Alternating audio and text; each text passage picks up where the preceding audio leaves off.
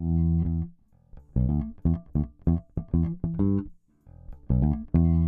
parents came here from Mexico, but you grew up here in Houston. Tell us a little bit about your background and growing up. We really got here by virtue of my father being a bracero, a guest worker.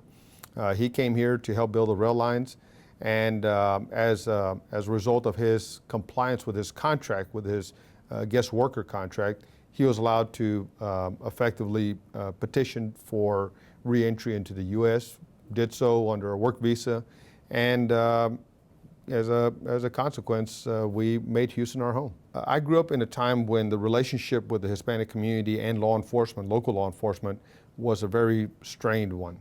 And essentially the community was more of a observer than a participant.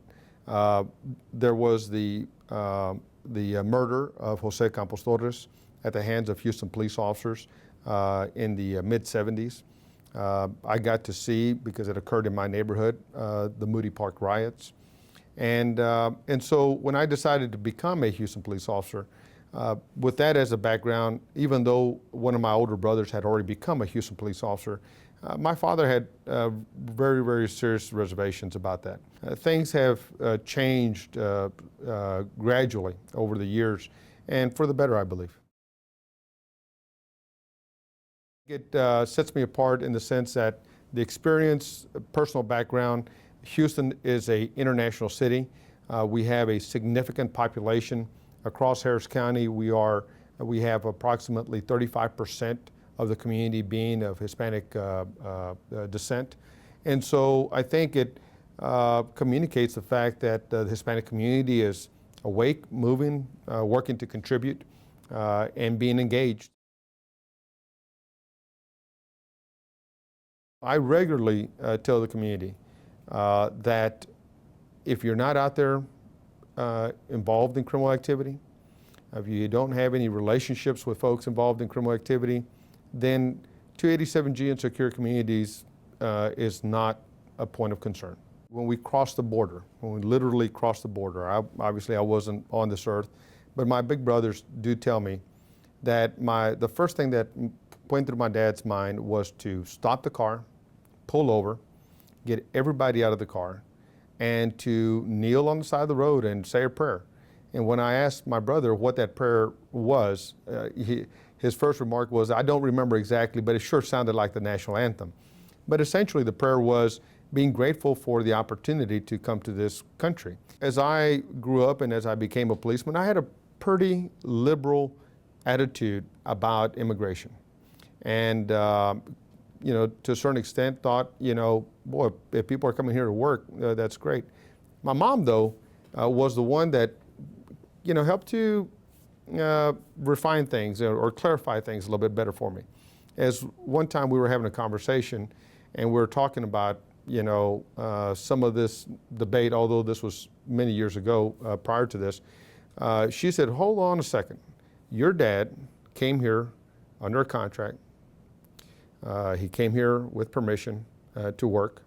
He returned home when he was supposed to. And then he waited in line for several years to get permission.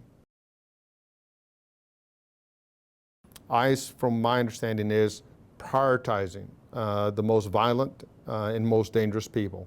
Other folks are being handled differently. That's my understanding of their system. And you got to remember that in the process by which we run this program, we are not determinants of deportation.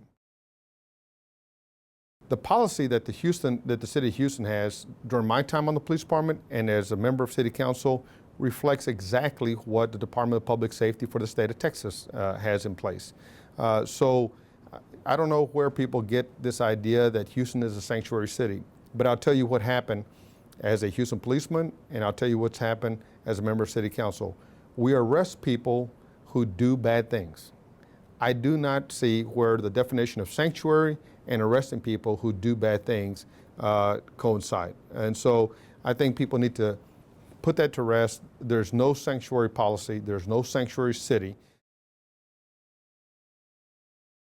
One of the things that I tried to do early on was to create a process by which discharging folks that we discharge out of the county jail who may have the propensity to come back very quickly to me, principally those folks who are homeless and mentally ill, to figure out a better way to engage them and get them into the right services. I am concerned that in this economy and in the state of what I hear the state budget being, that the Houston community, the Harris County community, will again be shortchanged.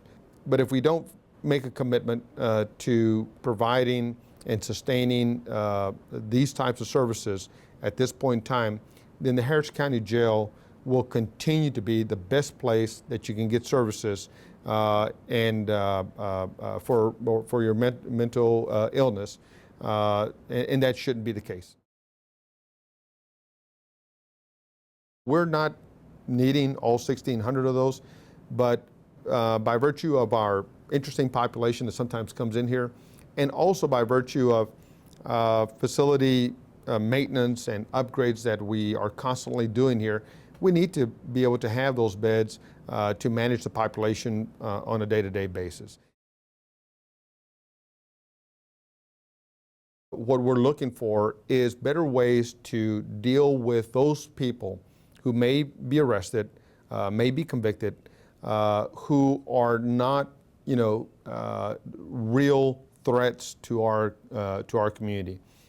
People who are homeless and mentally ill. We got to find a better way to deal with those folks and not use the county jail resources for those populations. I think once we accomplish that, then I think the jail population will be the jail population, whatever it may be, because you will see that we're housing serious threats to our community, violent offenders, gang members, people who we ought to be afraid of.